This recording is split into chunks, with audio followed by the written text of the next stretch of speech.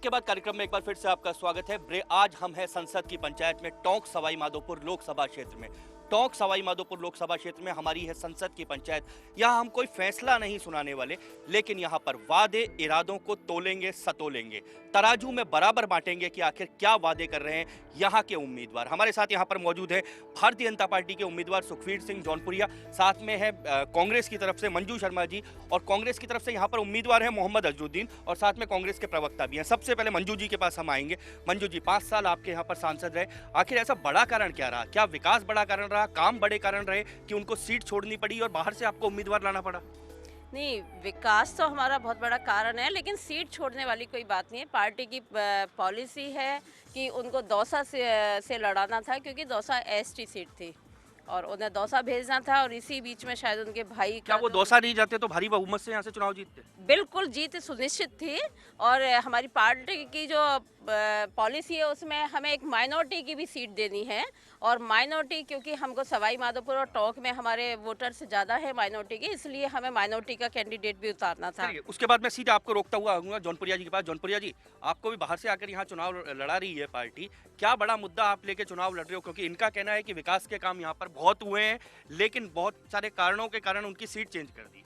देखिए, पहली बात तो ये बाहरी मुद्दा जो आपने उठाया है, मैं इस बात के लिए बता देता हूँ कि हम यहाँ से पुराने टोंक से बिलोंग करते हैं। हमारे बुजुर्ग यहाँ से गए हुए हैं। कोटपुतली में हमारा निवास स्थान रहा, गुड़गांव में हमारा निवास स्थान रहा। जहाँ तक आती है क्षेत्रीय मुद्दों की बात, मैं चाहता हूँ सबसे पहली बात एक बात रखी जाए कि जो भी हमारे आज हम जो 2 दिन से घूम रहे हैं, जिस हिसाब का हमारा सवाई माधोपुर एक ऐसी जगह है, मैं चाहता हूं जैसे IMT मानेसर से हम ज़्यादातर मेरा क्षेत्र पड़ता है कि ज़्यादातर इंडस्ट्री को यहां पर तवज्जो दी जाए, क्योंकि हमारा एक ऐसा पर्यटन स्थल है कि बहुत लोग आते हैं। आज जो बच्चा एक MBA करके जाता है, जो MBA करके जाता है, वो लोग बाहर भटक रहे हैं। मैं चाहता हूँ ज़्यादा से ज़्यादा बच्चों को रोज़गार दिया जाए, ज़्यादा से विकास किया जाए, सवाई माधोपुर का बाईपास बनाया जाए, जो हमारे आम लोगों को जो सुविधाएं चाहिए वो सुविधाएं पानी दी जाए, बिजली का ठीक इंतजाम किया जाए, रोड सारे किए जाएँ। तो ये सारे जो लोकल मुद्दे क्या क्या क्या आपको लगता है कि पिछले 5 साल में ये हुआ यहाँ पर?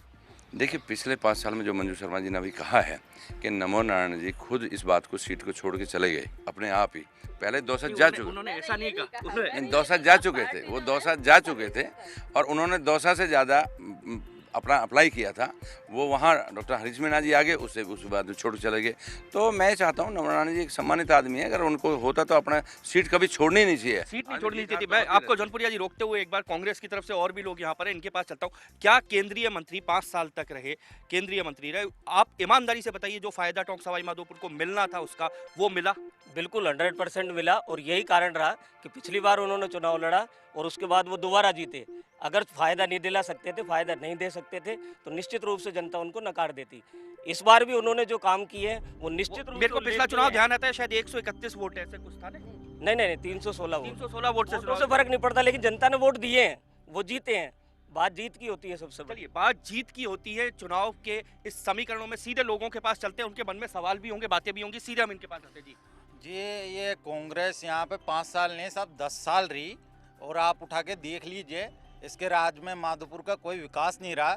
आज रणथंभौर है, ये वर्ल्ड फेमस जगह है, और हिस्ट्री उठा के देख लीजिए, जिसने रणथंभौर पे राज किया उसने दिल्ली पे राज किया है।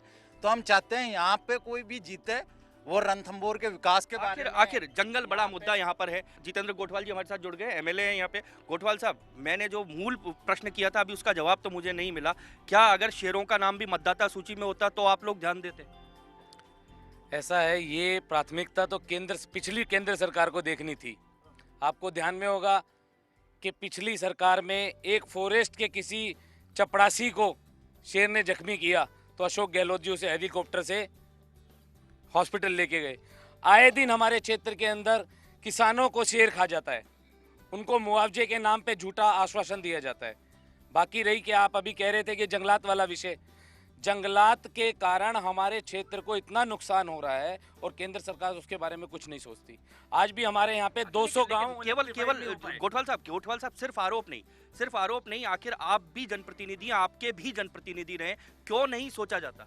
बिल्कुल, हमारी सरकार जैसे ही बनी, अभी जैसा हमारे कैंडिडेट ने कहा, जौनपुरिया जी ने, बाईपास के लिए वसुंधरा जी आई थी, उन्होंने बाईपास दिया हमें।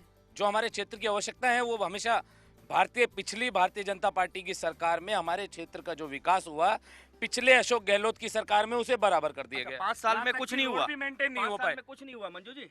5 साल में इतना कुछ हुआ है और ये सब पब्लिक जानती है। विधानसभा चुनाव के बाद हर व्यक्ति ये कह रहा है कि राजस्थान सरकार ने, गहलोत सरकार ने जो काम किए ना कभी कोई सरकार करते। चलिए आपको एक बार रोकता हुआ मैं सीधे यहाँ पर चलूंगा। मैं मंजू जी से ही पूछना चाहूंगा कि पिछले 10 सालों के अंदर, पिछले 5 साल से तो मैं लगातार देखे जा रहा हूं कि सिर्फ नमो नारायण जी ने अगर कोई सबसे बड़ा काम किया तो वो किया यहाँ बैंकों का उद्घाटन, इसके अलावा कोई काम नहीं किया। ये मुद्दा मैं आपके पास आ रहा हूँ मंजू जी, सारे सवाल लेके, और सुखबीर जी आपके पास भी सर आऊंगा। मैं यहाँ ये कहना चाहूँगा, सवाई माधोपुर की जनता विकास से पीड़ित थी, विकास के नाम पे यहाँ जीरो था। ऐसे में दोनों ही पार्टियों ने और भी ज़्यादा जनता के ऊपर जो है एक अन्याय कर दिया, दोनों बाहर के प्रत्याशियों को ला करके। इनको ये मालूम नहीं है कि यहाँ की जन समस्याएं क्या है। आज रणथंभौर के बारे में पूछें, सीवरेज लाइन के बारे में पूछें तो इनको जानने में 5 साल लग जाएंगे। तो हमारा ये मानना था अगर स्थानीय नेता यहाँ के होते तो शायद एक अच्छे चुनाव में लोग पार्टिसिपेट करते। इसका उदाहरण ये होगा लोगों में आक्रोश है। आपको रोकता हुआ सीधे सुखबीर जी के पास आऊंगा। सुखबीर जी, बाहरी मुद्दे को नकार तो नहीं सकते क्योंकि पिछला चुनाव आपने जयपुर ग्रामीण से लड़ा, फिर हृदय परिवर्तन के बाद आप बीजेपी में आ गए हैं। अब तो लोग ये सवाल तो पूछते रहेंगे जब तक प्रचार चलेगा, क्या जवाब देंगे? देखिए, एक बात तो मैंने पहले भी आपको बताया कि लोकसभा का चुनाव है। लोकसभा के चुनाव में ऐसा कहीं नहीं है कि जहां हम हैं वहीं से हो। पार्टी जिसको भेजती है वही चुनाव लड़ता है। अगर आज ये हो कि यहाँ तो हिमाचल से भी आके चुनाव लड़ा है, बॉम्बे से भी चुनाव लड़ा है, और एमपीओ में कंप्लेंट हुई कि हमारे सांसद को ढूंढ के बता दे, एफआईआर तक भी नोट होती हैं, ये होता है। लेकिन मैंने आपको बताया कि यहाँ से दिल्ली के लिए हर आदमी का रास्ता है, हर आदमी काम करना चाहता है, वो मैंने आपको बताया था। और उसमें मैंने आपको बताया कि बाहरी शब्द जब तो जुड़ जाता है कि अगर आदमी 300 किलोमीटर की पूरी रेंज एक लोकसभा का क्षेत्र होता है और 300 किलोमीटर पर अगर मेरा घर भी है तो मैं कहूँ उस कोने से उस कोने तक उतना ही बराबर डिस्टेंस है और इतना होता भी है। आम आदमी पार्टी से भी हमारे साथ जुड़ चुके हैं। आप कह रहे हैं कि आपका दावा है। इनसे पूछते हैं, क्या दोनों राजनीतिक दल जो सवाई माधोपुर को लेके दावे कर रहे हैं, उन्होंने कहा 3 महीने में हमारी सरकार आई, हमने ये कर दिया, उन्होंने कहा 5 साल हमने ये कर दिया, क्या इन दोनों के दावों पर आम आदमी, आप तो आम आदमी है, टोपी ओपी लगा के हैं, विश्वास करते हैं? सर दावे तो चूंकि जनता सब जानती है, आप खुद इस क्षेत्र का सर्वे करेंगे, घूमेंगे तो अपने आप पता चल जाएगा। श्रीमान गोठवाल जी, इनके क्षेत्र में खंडार जो इनका निर्वाचन क्षेत्र है, वहाँ जाके आप देखिए सड़क में आपको 40 किलोमीटर की दूरी में 2.5 घंटे लगेंगे।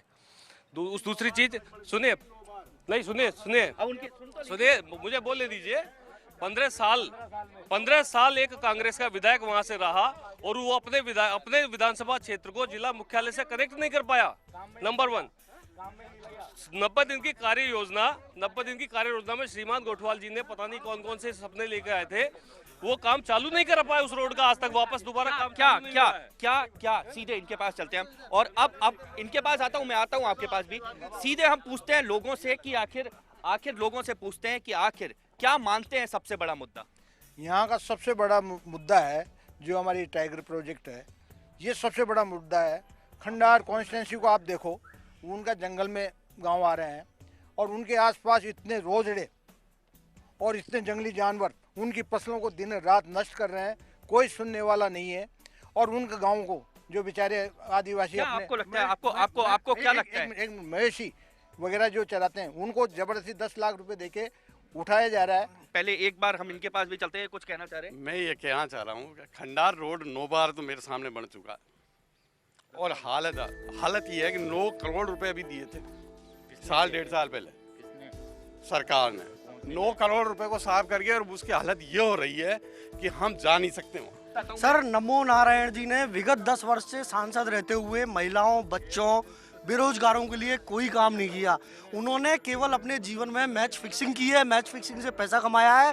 यहाँ भी वो जनता और सरकार के बीच में फिक्सिंग करेंगे और फिक्सिंग करके पैसा खा जाएंगे। लोगों को सुखबीर जी सुनिए। मैं साहब सीमेंट फैक्ट्री में सर्विस करता था, आज 30 साल से जो है बंद पड़ी है, उसके लिए क्या सोच रहे हैं? बहुत बड़ा सवाल। दोनों राजनीतिक दल यहाँ पर हैं, इनके पास सीधे चलता हूँ। कुछ बातें जो लोगों से आई, अब मैं सीधे राष्ट्रीय मुद्दों पर आता हूँ। सुखबीर जी, राष्ट्रीय मुद्दों की अगर बात करें, आपको लगता है सबसे बड़ा राष्ट्रीय मुद्दा इस चुनाव में क्या है? आपका वादा क्या है और आपका दावा क्या है? देखिए, मेरा वादा मैं आपको बता दूं, गुड़गांव IMT मानेसर ऐसा हब है जिसमें जम्मू कश्मीर से लेकर कन्याकुमारी तक आदमी काम करता है। मैं समझता हूँ सबसे पहले भागीदारी टोंक सवाई माधोपुर के जितना भी युवा है, जो जिस लायक हो उस लायक सबसे पहली उम्मीदवारी मेरी ये होगी कि अपने भाइयों को सबसे ज़्यादा रोजगार दिलवाऊं। क्योंकि इस सीट को लेकर दावा क्या है आपका? एक चलिए वायदा, इनका वायदा, सीधे आपके पास आते हैं। आपका दावा क्या है इस सीट को लेकर और क्या वादा है? अजुद्दीन जी ने अपने भाषण में एक ही बात कही थी कि मैं बेरोजगारी जो यहाँ का मेन मुद्दा है उस पर अगर गवर्नमेंट कुछ नहीं कर पाती तो प्राइवेट सेक्टर से जो है मैं विदेशी लोगों या हमारे यहाँ के जो भी इंडस्ट्रीज वाले हैं उनको ला करके और प्राइवेट जो है हम यहाँ पर कुछ डेवलप करेंगे ताकि हमारे यहाँ पर लोगों को रोजगार मिले। हमारा दावा यहाँ का जो बेरोजगार है उसको रोजगार देने का है। इस सीट की जीत को लेकर पूछ रहा हूँ, और जीत का दावा इसलिए पूछ रहा हूँ क्योंकि विधानसभा का आपको परिणाम पता है। जीत हम ये बात सही है, लेकिन पब्लिक अब जान चुकी है जो गलती करी है पब्लिक ने विधानसभा में, जो गलती करी है हर व्यक्ति महसूस कर रहा है और आप जीतेंगे? बिल्कुल जीतेंगे। गोठवाल साहब, आपकी हवा खत्म हो गई है, इनका दावा है। पार्टी और बाकी है, दोनों दल इनका दावा है। देखिए, कांग्रेस ने, आपकी हवा खत्म हो गई है 3 महीने में। वो जो मैं कह रहा हूँ, कांग्रेस का जो वो कहते हैं बुरा टाइम टोंक सवाई माधोपुर का उस दिन आ गया जिस दिन राहुल गांधी ने वहाँ टोंक में भाषण दिया। पिछले 10 सालों का एग्जाम्पल है, राहुल गांधी जिस लोकसभा सीट में गए वो सीट हारी है। भारतीय जनता पार्टी विकास के दम पे वोट मांगने आई है और विकास के दम पे वोट मांगेगी। हम भारतीय जनता पार्टी की सरकार बनाएंगे, नरेंद्र मोदी प्रधानमंत्री होंगे, हमारे प्रत्याशी जौनपुर जी सवाई माधोपुर का विकास करेंगे। इसके अंदर जो जो लोगों को अपेक्षाएं हैं, रोजगार से लेके फॉरेस्ट से लेके, उन सारी समस्याओं को दूर करने की कोशिश करेंगे, क्योंकि प्रदेश में भी हमारी सरकार है और केंद्र में भी हमारी सरकार है। केंद्र प्रदेश में इनकी सरकार है, दावे इनके हैं, लेकिन इन दावों पर जनता तोलेगी इनके दावों को, इनके वादों को। संसद की पंचायत में आज टोंक सवाई माधोपुर से इतना ही। दीजिए इजाजत, कल मिलेंगे आपके लोकसभा क्षेत्र में।